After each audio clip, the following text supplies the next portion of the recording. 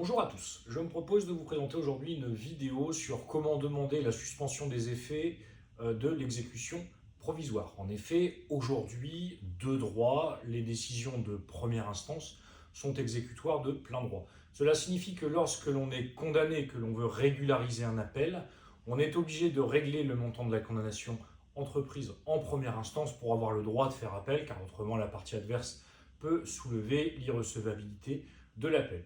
Eh bien, il existe une possibilité de saisir le premier président de la Cour d'appel pour demander la suspension des effets de l'exécution provisoire.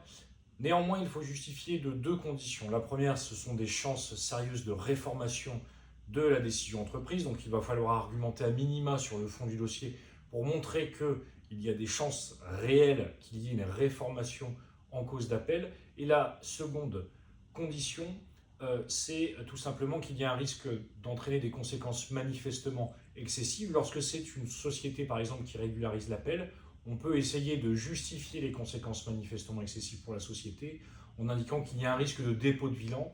On peut par exemple produire des pièces diverses, une situation de trésorerie actualisée, donc les relevés de compte bancaire de la société, une situation comptable actualisée. On peut justifier des besoins en fonds de roulement mensuels de l'entreprise en indiquant que la trésorerie disponible ne sera pas suffisante pour faire face au BFR, aux besoins en fonds de roulement mensuels à venir. Et avec tous ces éléments-là, on peut essayer d'indiquer qu'il y a un risque effectivement de dépôt de bilan si on exécute la décision entreprise et donc demander la suspension des effets de l'exécution provisoire devant le premier président de la Cour d'appel.